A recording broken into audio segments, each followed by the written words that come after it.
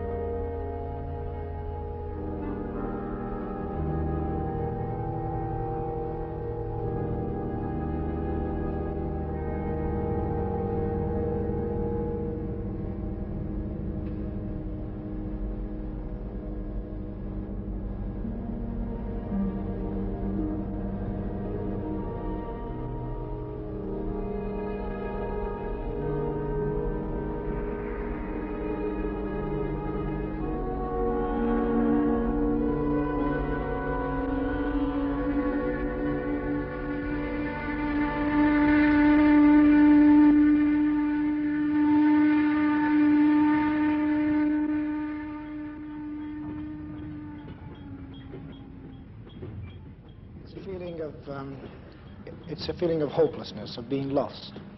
And it's then when they can think and really seriously think, what is it all about, you know?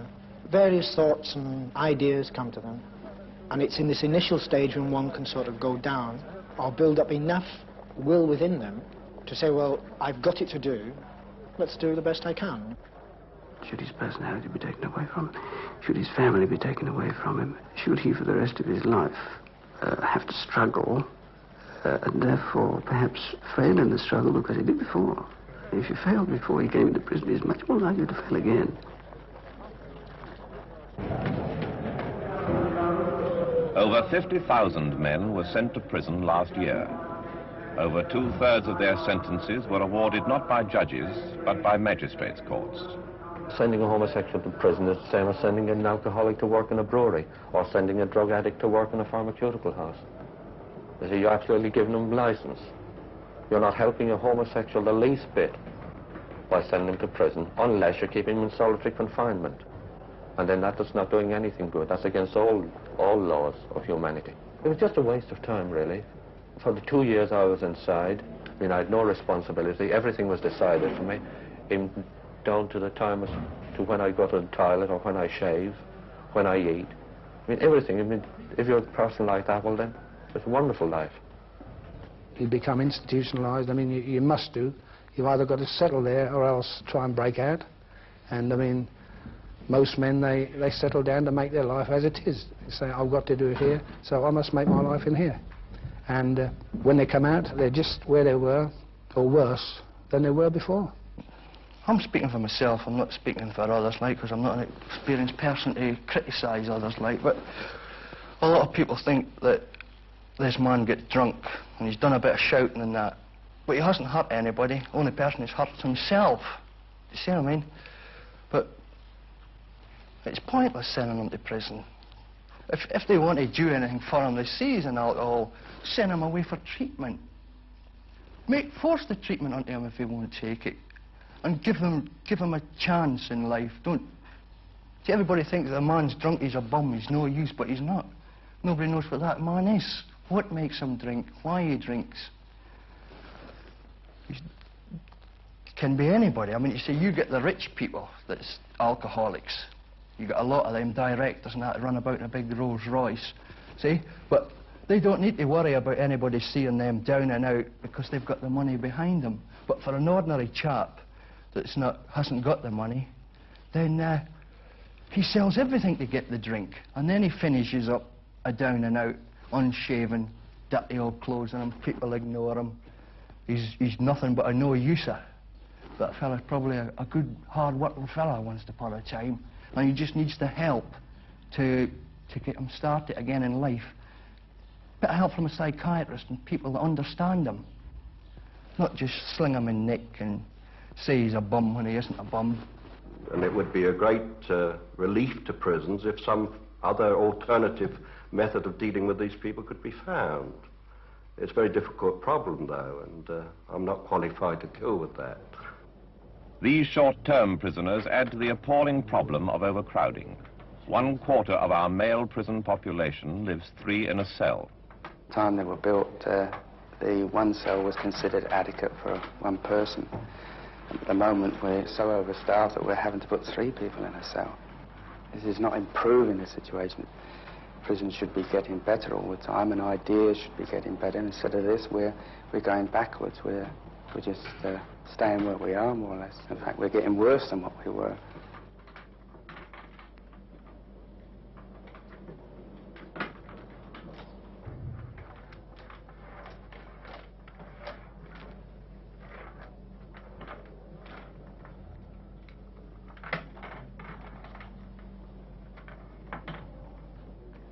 Seven out of 8 prisoners are housed in buildings more than 80 years old. I get more people asking me on application to go 3 in a cell than to have a single cell. Now, this is amazing. This may be due, of course, to the fact that they like company. And that may be greater asset to them than sitting lonely in a cell on their own. I don't know, but this is a fact, that they're not averse to being 3 in a cell. Oh, well, it's insanitary. I mean, you get different types of men there. Some men are dirty, and you might have a man who's doing 6 months imprisonment, and you might have a man doing 7 days drunk or a meth drinker. He's put in a cell with you if you happen to be in the 3 cell, and they come and go. You see, you're never the same 3 in the cell, and they stink. The cells stink. I mean, you have to use the same vessels. You see, all the time, and you can't move in there. You're 3 bunks in there, and you can't move in there. You have to push around each other to get about. And if you want to read, someone's talking. It's terrible.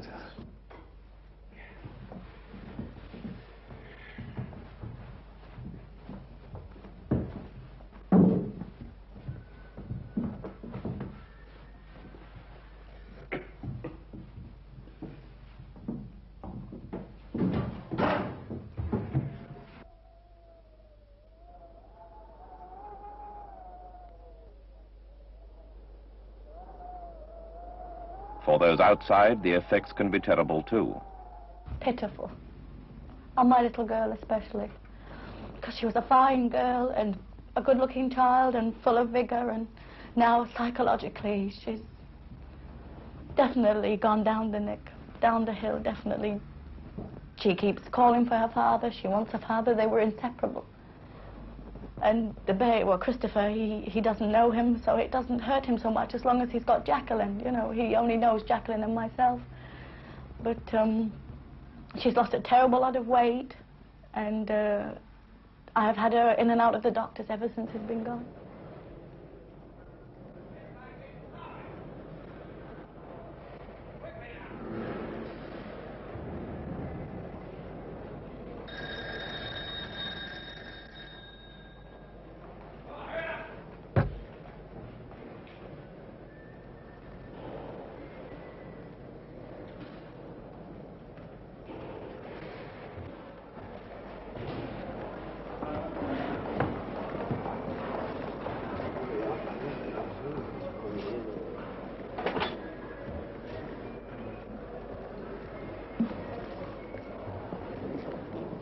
As I say, perhaps time may heal, but as far as she's concerned, it's a blot in her memory, and how long it's going to take her to forget, I don't know.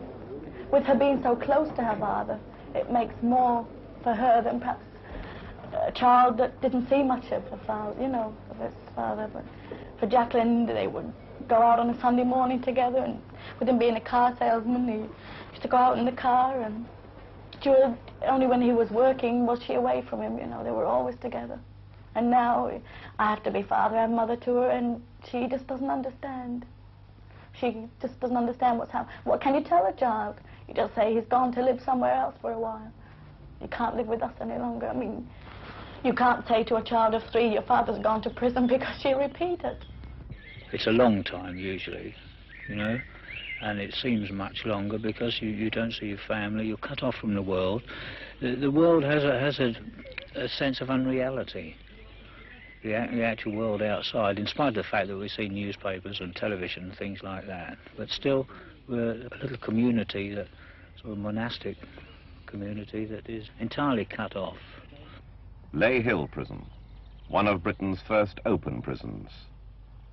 Neither walls nor bars surround its 350 inmates.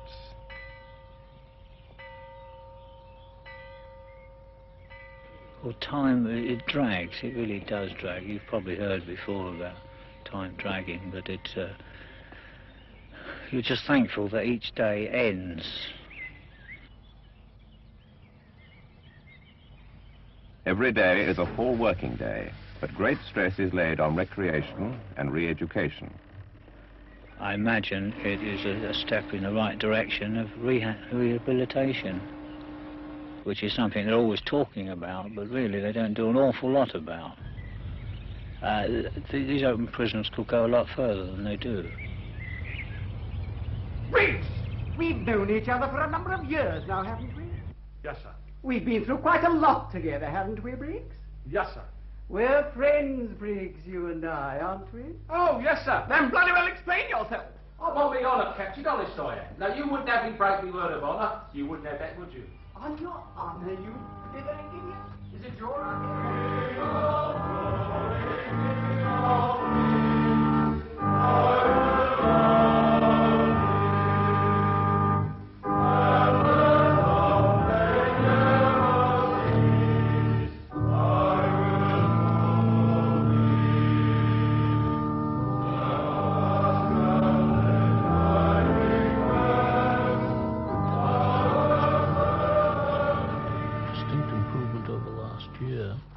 So yes, of course this year we've got a more balanced side completely. Well, of course that does affect it when you're able to report some winning games. Yes. People are a little bit more enthusiastic about the reports. I don't know what the figures were for last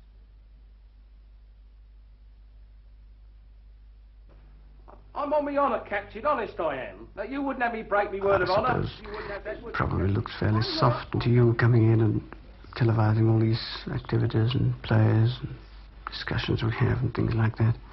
You probably think it's all games, but to those of us who are in it, it's really an escape from all problems that we have. Those who do take part, like myself, we want to express ourselves, we want to retain our personalities, we want to continue living even though we're not living. We want to escape from certain things which we know are bad for us if we dwell on them. Wondering about one's family and what one is going to do in the future, and the stigma, and lack of actual living. These, and everything that's lost, and so on, one's children. All these problems, these are things which you can't think about over and over and over again, because if you do, well, it's bad, it demoralizes you. Now, I've been in prison nearly 5 years now. I've been here 2 years, and I was in a closed prison for nearly 2.5 years. You can imagine the strain that I had to go through there. And believe this is absolutely true. No one can get inside the mind of a prisoner. A lot of penologists and criminologists think they know, they're examining us, and oh, we know it all, we think we're going to know it all. They never can, because they're not criminals, they're not prisoners. Only the man himself can know. Oh, was that Tony? Very good. Yeah, that's certainly the job too. I certainly think the judges should take a greater interest in prisons. I hear so few of them come round, and if that's so, of course, it's very wrong, because they send all of us here, and for better or for worse, we deserve something, obviously, but is it the answer? 3 lawyers comment. Now, how can anyone stand here today, now, and say this man shall not be released for 20 years, looking ahead for 20 years? This is what's wrong with the system. It's very difficult to see how a judge is to get information, all the necessary information, under our present system. Well, I think they do, in fact, get a great deal more than they used to before. They do get provided with a large number of reports, and people are invited to comment on them before the judge does pass sentence. I can think of cases in which one has had the odd hour to spare before the trial and has found out in that hour from the man himself very much more material to assist the judge with at the end of the trial, if he's found guilty, than would otherwise have been. Well, this is why one ought to have a parole system, that even though sentencing may be wrong, that you can change it, that you can do something about it, that the executive, those who have the day-to-day responsibility of administering the penal institutions of prison, can say, look here, there are factors in this case which we have now discovered since the trial, which means that we can safely let this man out. But under our present system, this is impossible. So that's nothing to do with the judge. No, I'm saying this is the penal system that's wrong. Yes. But the judges like it. They like to keep the penal system in its present system, whereby I'm sorry, I don't think that's right. I think the judges welcome all the assistance they get from higher courts. They seem to be taking a very close interest in penal reform. Penal progress. Well, then let's complain about it. Let's welcome it. I'm saying they are concerned, and I think that what we are hearing at the moment is what the judges are doing. I suspect they were doing it long ago, and we weren't quite as conscious of it, but they're certainly doing it. They've really not shown very much interest in it. I can remember that just 4 years ago there was a United Nations conference on crime in this country, a most important conference. Not one single English judge attended it.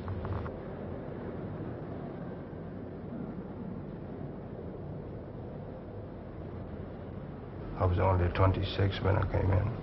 Now I'm almost 34 and a half. Well, the time I lost all my, best part of the life, best everything, and now I just want to, when I get my freedom back and settle down.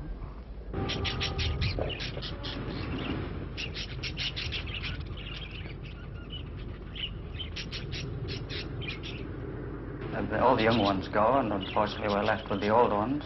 Well, naturally it breaks my heart, but there's other things in life besides his pets and which he has to look forward to, and his family. Well, every man expects to be punished if he's done wrong. If a man breaks the law, he should be punished. We accept this. What we don't agree with is the working conditions whereby a man is kept as a burden to the taxpayer. Also, I think that his family lives on national assistance, which no man with any pride wants to. I think that the prisons should be allowed to work in conjunction with the unions and make a standard wage for a prisoner to support not only himself but his family. You and I, as taxpayers, are paying an awful lot of money to keep prisoners in the sort of prisons we've got now. And we're not getting value for money. Now, if we equipped our prisons, as we are beginning to do, and as we're going to go on doing, we will get work that I'm firmly convinced will pay for itself and enable us to pay the prisoner a reasonable wage. The Speaker is Sir Wilfrid Anson, Chairman of the Advisory Council on the Employment of Prisoners. Now, to get these things done, we've got to spend money, but we're going to get a return on that money. To be sure that we're getting a return on that money, we have got to have, a proper costing system, and we have got to have industrialists in the prison service who know that the work is being planned properly and that we are getting a return on our money. We have argued this many times amongst ourselves. All the great thinkers have come up with various reforms, but nothing ever develops from it. It's just words. Right, empty pockets there.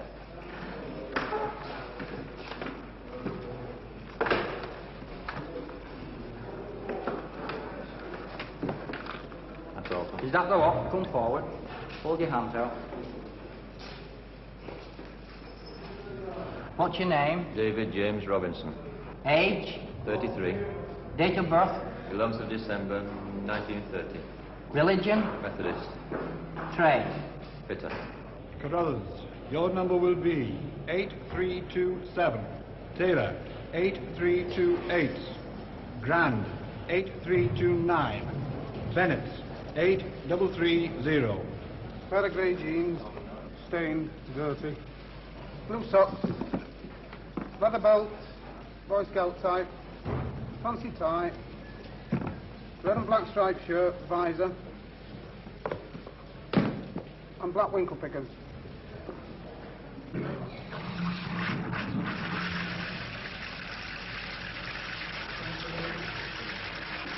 Comb, knife, nail brush. No one today can say how many of these prisoners will return.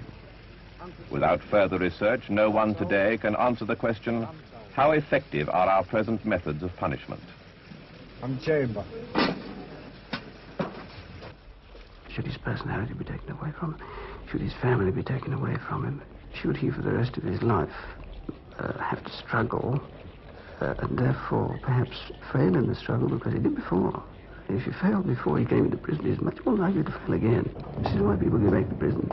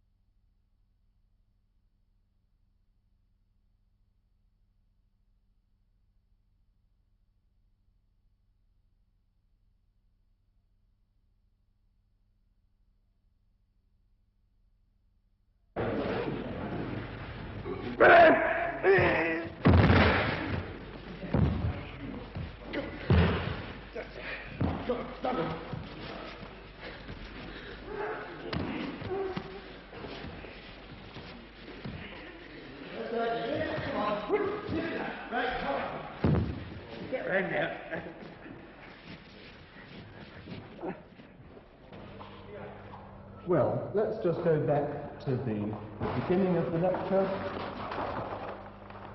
I'll just remind you that we said that there was a difference between offences against the criminal law and offences against the moral code. Every prison officer thinks that in some small way they're going to help the inmates that they're in charge of, to rehabilitate them or get them ready for a more useful life outside when they finish their prison sentence. Hot! Sir.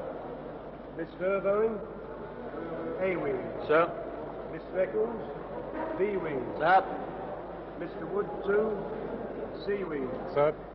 There is one prison officer for every 4 prisoners. Mr. Ramsden, E-Wing. Sir. All right. Break off. And the music on. Okay now? Now, that's the difference then. Now, I know he pays superannuation of roughly about 80 shillings a week. I don't. But then, I mean, if I get the second this job with 29 years and 11 months service, and I've lost a lot. At least he's got some pension to come back. Yes, this is true. They do get the superannuation, I mean, but this is only something that they've saved, yes, isn't it? On the other hand, I mean... there is one good point. We are sheltered a bit from the fickle general public, as opposed to the police, they're not. We are sheltered. What way to live? Well, we're sheltered by these 4 walls. In as much as all the public know about us is what the Home Office are allowed to get at and what they think. I mean, they still think, of course, that convicts are dressed in the arrows and we've got these big sticks and big chains and big boots and little pillbox hats, you see. Oh, and it's a false image presented to the public. Of course, because And the I'm Home not Office sure won't allow the public to know what's going on. I'm not sure that this film is going to present any different image to the public. No, because this... is it the Granada, these people? I think... Is it the Granada? Granada, yes. It's the Granada people who've been allowed to take this film, but are they being allowed to take what they want to take? We don't know. Larboard line, please. A Larboard line. And you follow. This incident is a Chelsea drink, my dear. Oh, Larboard line. Thank you. You're the nicest gentleman I've met tonight, Smith. If you're buying them again, I'll have another. I drank out of your glass last time. If I had my time to live over again, Mr. Booth, I would accept the prison service. I'll tell you that quite frankly. I'm talking about prison conditions 20 years ago. Oh, no. First of all, nobody would today would be able to settle down to prison conditions of those days, and one couldn't blame them. I mean, after all, we have gone on a few years since then.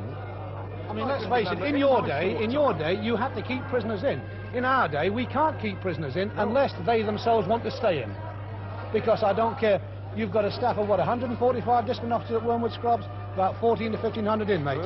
They stay in Wormwood Scrubs, Mr. Dixon, because they don't want to go out. I think every man, every prisoner naturally wants to get his sentence over and done with. Getting back to the group, do you agree that it's not the problems that are inside, it's the problems outside? It's families and all this sort of thing that comes up, which is taken from one side to the other. It's the families that are doing the sentence. A wife with 3 children, 24 hours a day, 7 days a week, 52 weeks a year, is the one who ought to be looked after, not really the man inside. I mean, he's fair enough. He's doing all right, thank you.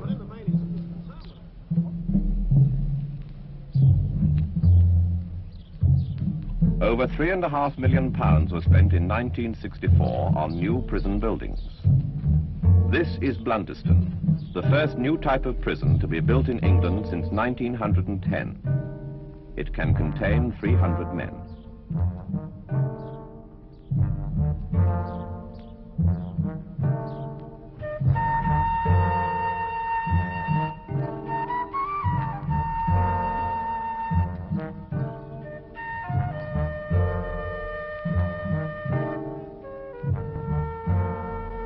Oh, no, one would never be happy in prison. If the Dorchester was ever converted into a prison, one would never be happy there. It's just the fact the prison is in your own mind, you see. You're a prisoner of your mind in a place like this. Why do you have these establishments? You've got this £1 million that they tell me this place costs. You've got men here who, for example, I'll give you some examples. A very old man. He's stole a couple of pairs of socks in a store. He had a couple of drinks. He's doing 5 years for that. minor matters, possibly not to the person who loses the, the property, but taken on the whole, on a broad basis, they're minor matters which can be dealt with in other ways, in my opinion, in other ways.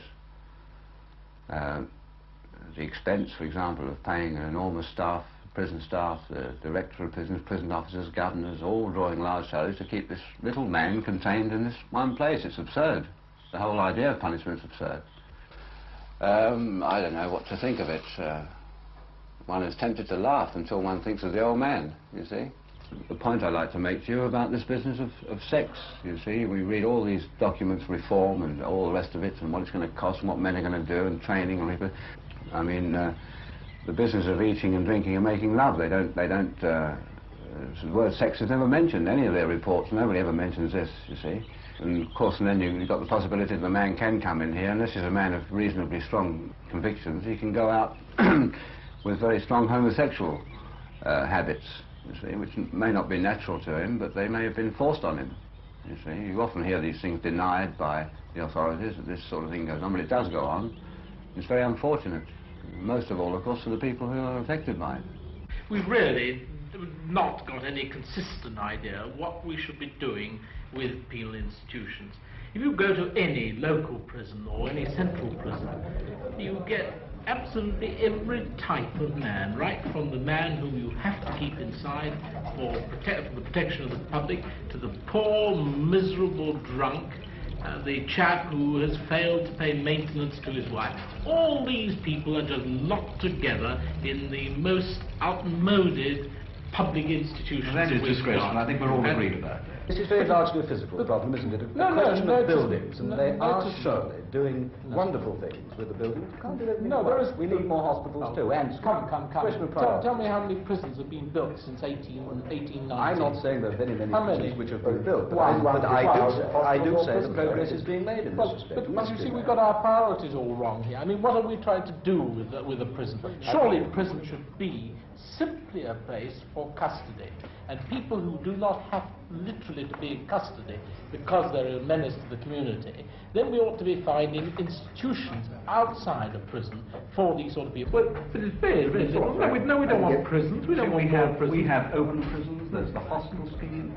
Men are transferred to other prisons in order to be trained certain workers. Everyone would agree that we want more prisons, but a great deal to be said. No, we don't want more prisons. We want less prisons, but better ones. That doesn't mean anything to anybody in here, really. They're not interested in that. They're interested in getting out and getting home, getting a job, getting back to their families.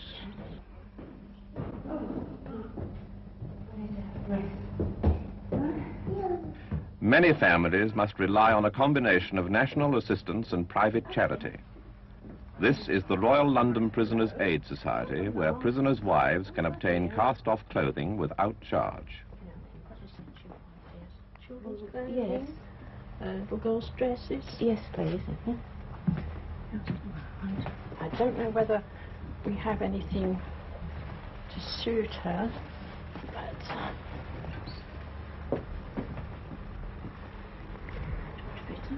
Yes. Doesn't look like her size. No, would you? No. Would you like that little dress, would you? No? I want that one. Oh, but that would be too big for you, wouldn't it? Eh? That would be too big. That one's pretty, isn't it? That one's a pretty one, isn't it? You like that colour, do you? That would be too small, would it, for the baby? No, she takes size 18. It's got a nice hem on it, you see, that you could let it down if you want to. He never done it underhanded. No man does it underhanded. I don't care what any woman says. They can't tell me that. But I knew what would happen. He used to explain it to me.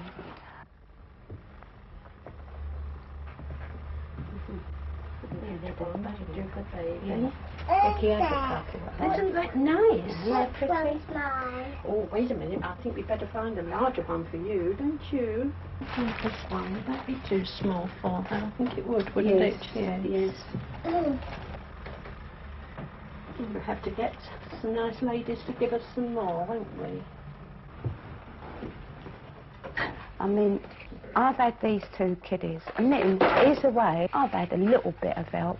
Not much, very little come to that. But still, I've had to keep them on the money that I've had. I mean, I've got a home to get for him when he comes home.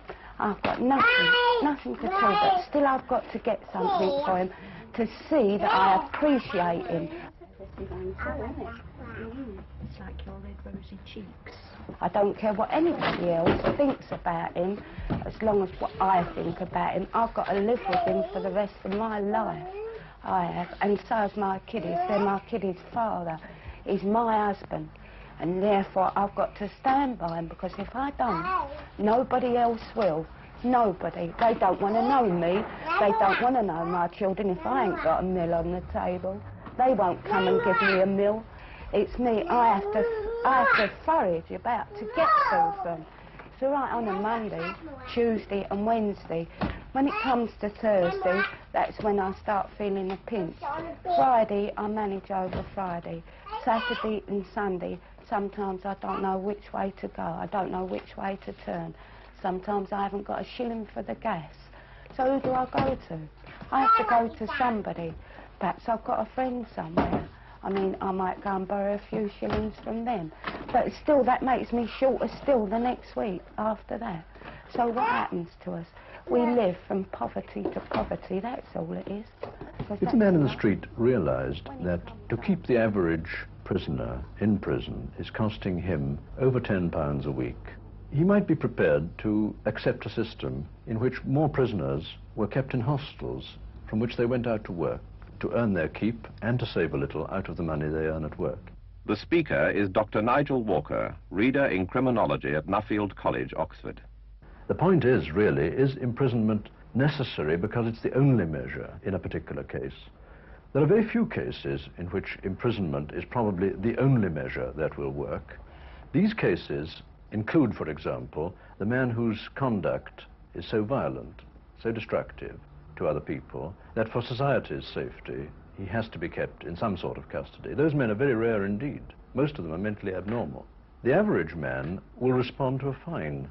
What we are very interested in, and what I think research ought to try to find out, is what distinguishes the man who doesn't respond to milder measures like a fine or supervision from the man who does.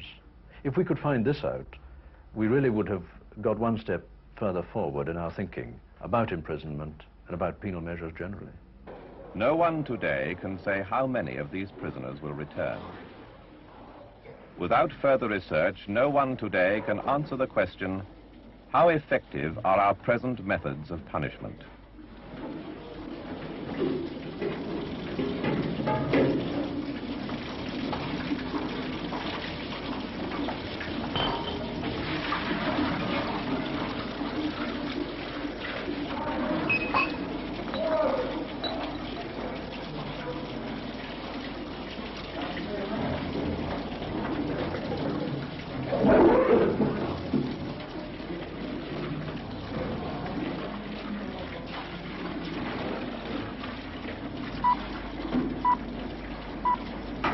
Here's the 7 o'clock news for today.